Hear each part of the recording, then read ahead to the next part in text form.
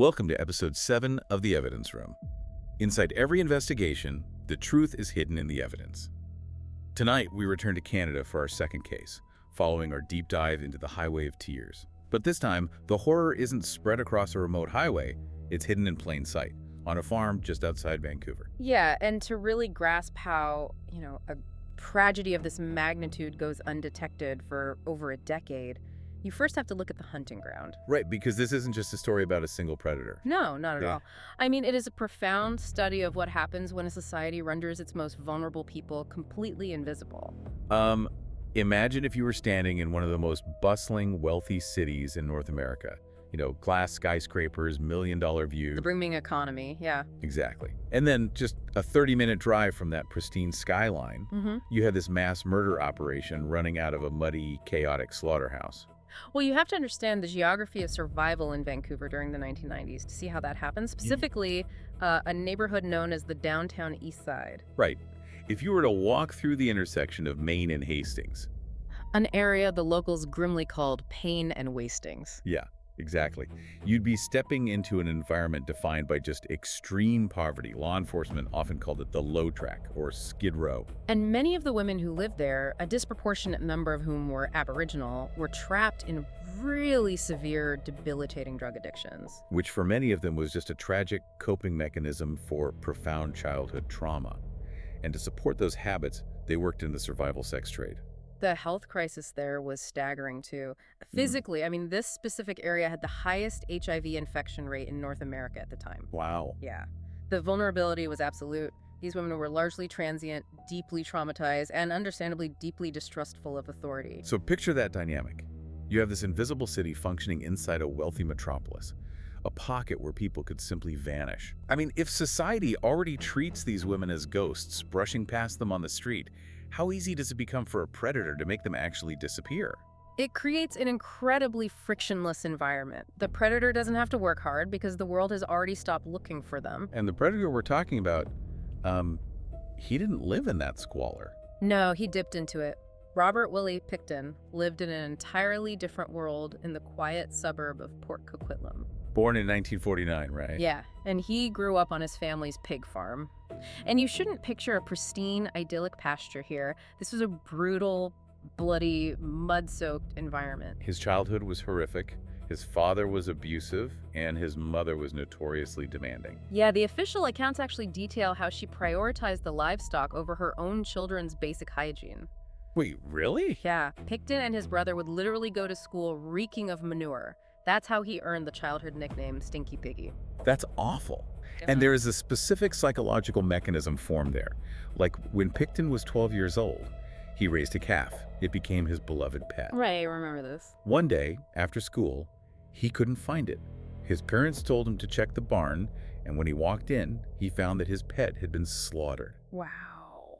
So he was raised in an ecosystem that completely normalized slaughter, emotional detachment, and brutality. And that detachment becomes heavily weaponized later in life. So fast forward to the late 1970s, the parents pass away, and the Pickton siblings inherit this 40-acre working farm. And the suburbs around them are just booming. Exactly. Developers want land, so the Picktons start selling off parcels. Suddenly, these mud-soaked farmers are millionaires. Right. And they take this influx of cash and create a venue on the remaining property called Piggy's Palace. Wait, hold on. I need to push back on something here. Sure. We're describing a guy who scored low on verbal intelligence tests. He appeared unkempt to everyone who met him. Yet he somehow navigates local zoning laws, deals with developers, and officially registers Piggy's Palace with the government as a nonprofit charity. I know, it sounds impossible. How does a supposedly simple pig farmer pull off that level of legal deception while simultaneously turning his farm into a graveyard? Well, that contradiction is exactly what allowed him to operate with impunity. Registering Piggy's Palace as a benevolent society wasn't just a quirky detail, it was a legal shield. Because of the nonprofit status. Right. They could claim they were hosting fundraisers and community events. That allowed them to secure special event permits, which effectively kept the vice squads and noise complaint officers at arm's length. Oh, wow. So inside that legal bubble. They were throwing massive, multi-day, drug-fueled raves. You would have like 2,000 people there. Local politicians, business leaders, Hells Angels, and critically vulnerable women brought in directly from the downtown Eastside. It's the perfect camouflage. He creates a lawless zone disguised as a charity event. Exactly, bringing his victims directly into a chaotic, noisy environment where a scream wouldn't even register. And from 1983 onward, but spiking really aggressively in the mid to late 1990s, women from the downtown East Side start vanishing, dozens of them. And the signs that something was terribly wrong were definitely there. These women weren't just, moving away to start fresh. No, they're leaving behind uncashed welfare checks, personal belongings just sitting in their hotel rooms. Tragically, many left behind children in foster care, kids they had maintained strict, regular contact with. The disruption in their routines was abrupt and absolute. So if you have dozens of women vanishing, leaving their money and children behind, why is the investigation completely stalled? Well, the police at the time simply refused to believe a serial killer was operating. They assumed these women had just succumbed to drug overdoses or moved to another city. And the source material is pretty clear on why they assumed that. Yes. The official findings show systemic bias played a massive role. The authorities frequently engaged in victim blaming, basically utilizing the women's high-risk lifestyles to justify the lack of a coordinated investigation. Because they were marginalized. Exactly. The threshold for what constituted actionable evidence was inexplicably raised for these specific victims. Let's talk about how that bias actually blinded them to hard science. Yeah. You had Inspector Kim Rossmo, an expert in geographic profiling, Yes, explain how his work functions, because he essentially handed them a map to the killer, didn't he? he really did. So, geographic profiling doesn't tell you exactly who the killer is, but it tells you where to look. It uses mathematical algorithms to analyze the spatial patterns of where victims disappear. Right. The math calculates the probability of the offender's anchor point, usually a home or a workplace. Rossmo's data pointed directly to a serial killer operating within a specific geographic radius. And what did his superiors do? They completely dismissed the findings. They chose to trust their biased intuition over the mathematical data. And it wasn't just algorithms they ignored. They ignored literal blood and witness testimony. Yes, the 1997 incident. Exactly. In 1997, a woman named Wendy Lynn Eistetter was at the farm. Pickton handcuffed her and stabbed her, but she fought for her life, managed to escape, and actually stabbed him back with his own knife. They both ended up at the same hospital. Right. Pickton is arrested and charged with attempted murder. But the authorities dropped the charges. Because they deem her an unreliable witness due to her drug addiction. It's just infuriating. At what point does investigative skepticism cross the line into willful blindness? To compound that failure, you had Bill Hiscox. He was an employee of the salvage yard run by the Picktons. He actively tipped off the police. Called them directly, right? Yes. He reported Picton's incredibly disturbing behavior, mentioned a giant 600-pound boar allowed to roam the property, and crucially, he reported that he saw multiple purses and identification cards belonging to the missing women stashed inside Picton's trailer. See, that's what I mean. If someone calls you and says, the guy who was arrested for stabbing a woman last year has a trailer full of IDs from the missing women, how do you not get a search warrant that very afternoon? This is where we have to look at the mechanics of the police forces themselves. The failure was worsened by massive jurisdictional turf wars. The VPD versus the RCMP. Right. The Vancouver Police Department was responsible for the inner city where the women were going missing. The Royal Canadian Mounted Police was responsible for the suburb of Port Coquitlam where the farm was located. If you want to understand how broken this system was, just picture two security guards monitoring the same massive building. Okay. Guard A is watching a monitor showing people being kidnapped from the lobby. Guard B is watching a monitor showing a guy hoarding hostages in the penthouse. Right. But the two guards are legally barred from using the same walkie-talkie frequency, and they don't share a centralized database. The VPD is tracking the victims. The RCMP is tracking the bizarre complaints about the farm. But the two data sets rarely merge. That's a perfect analogy. It was structural incompetence.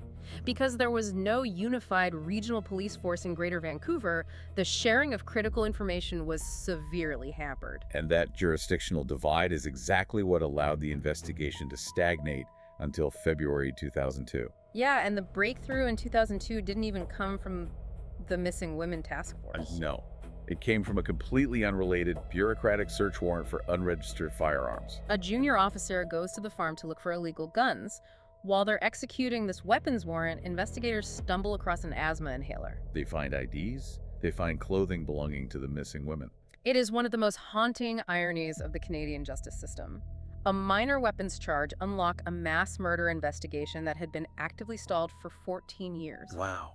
And once that legal door was opened and they secured a secondary massive search warrant, the physical reality of the farm revealed a total nightmare. Yeah, when we talk about the forensic excavation of the Pickton farm, you have to wipe the standard police tape and flashlights image from your mind. This was a full-scale archaeological dig. They brought in heavy excavating equipment. They set up 50-foot conveyor belts. Forensic anthropologists had to painstakingly sift through 370,000 cubic yards of mud and pig manure. And what they found under that mud defied comprehension.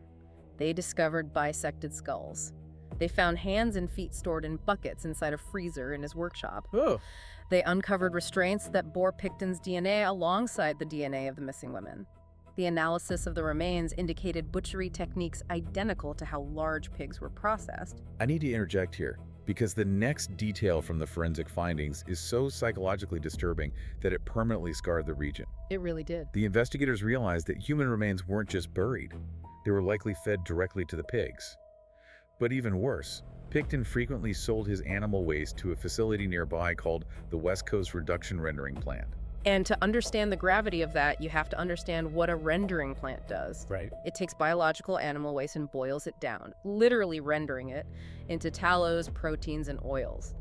Those raw materials are then sold into the global supply chain to manufacture everyday products. Which means the public had to process the fact that traces of the victims may have been rendered down and distributed into the global supply chain in the form of commercial soaps and cosmetics. Yeah. Imagine living in Vancouver, turning on your evening news and realizing that the soap next to your sink might be connected to this crime scene.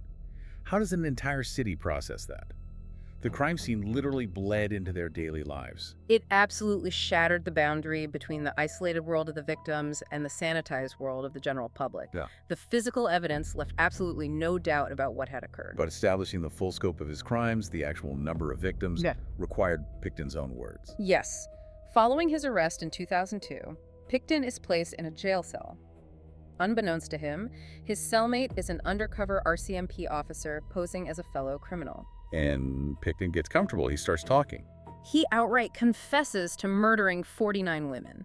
He tells the officer he was planning to kill one more to make it an even 50, and casually remarks that he only got caught because he got, quote, sloppy towards the end. It's just silly. Analyzing Pickton's mindset in that cell reveals a psychological phenomenon common in prolific serial predators.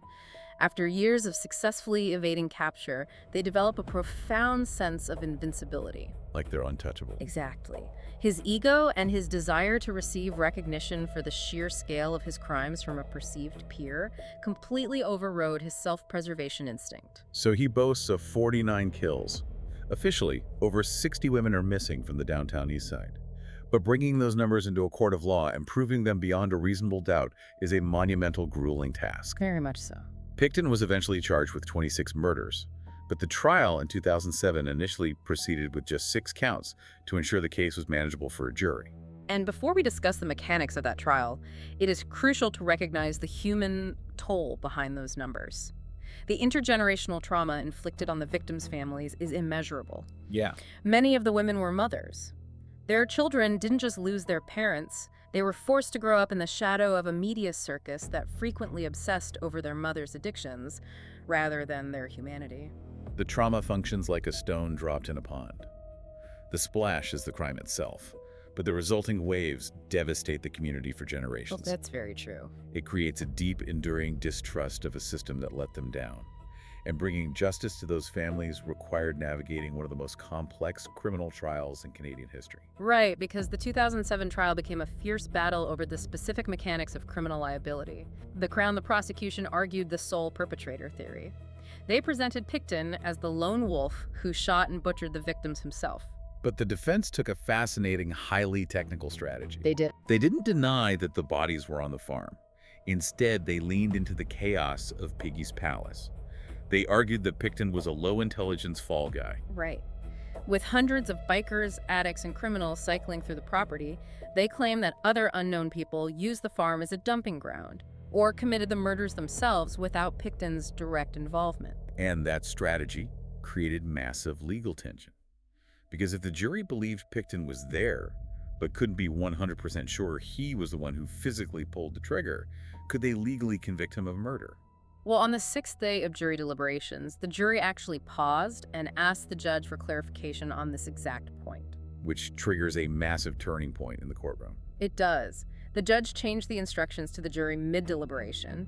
He stated that Pickton could be convicted if he was the actual shooter or if he was otherwise an active participant in the killings. Can you break down the legal logic there? Because to a lay person, it sounds like moving the goalposts right before the final whistle.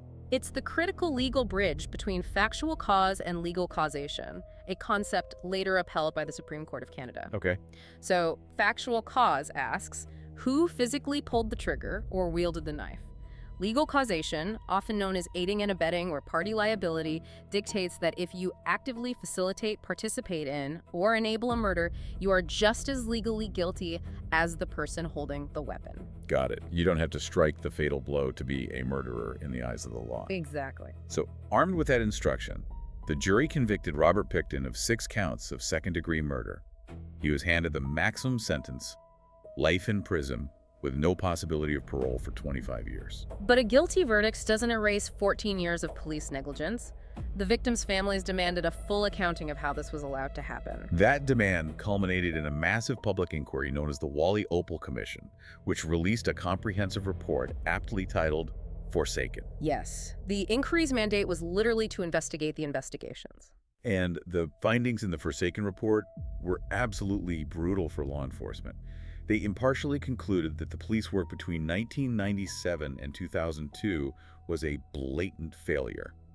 The commission explicitly documented that this failure was worsened by systemic racism, institutional sexism, and the overarching societal neglect of Aboriginal and marginalized women. They exhaustively detailed the turf wars and the structural incompetence of the fragmented police forces we discussed earlier, too.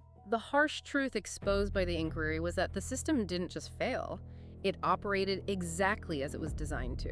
It was designed to protect the suburbs and manage the inner city, but it was completely unequipped to protect vulnerable citizens who cross between those two worlds. If the structure of the police forces themselves prevents them from catching a serial killer, isn't the system broken by design? It absolutely is. But the fallout from those findings forced a massive reckoning that is still shaping Canadian law enforcement today. Following the inquiry, the VPD and community groups in the downtown Eastside launched the Sister Watch program. What's the core focus of that? Collaboration. Getting police officers and vulnerable women to actually communicate and share intelligence to protect each other. Additionally, missing persons protocols were completely overhauled. Oh, good. Historically, a missing person report for a sex worker might sit on a desk for weeks. The new protocols force police to prioritize the actual risk to the person's safety, completely removing their lifestyle or background from the priority calculus. It represents a fundamental shift from viewing marginalized victims as a nuisance to treating their lives with absolute urgency. Exactly. Though we have to recognize there's an ongoing struggle for total equality. Right.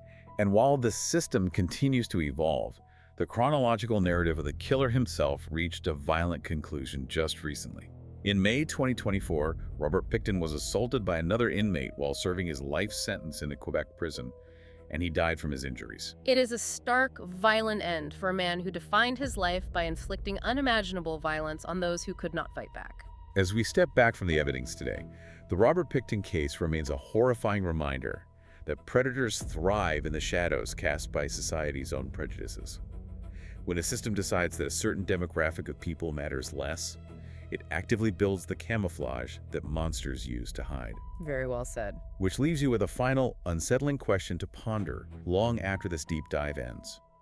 As modern, wealthy cities continue to gentrify, pushing their most vulnerable populations into increasingly isolated, neglected corners, are we unwittingly building the perfect hunting grounds for the next predator? That's a terrifying thought.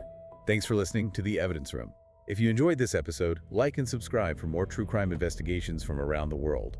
Remember, some cases remain unsolved, but the evidence always tells a story.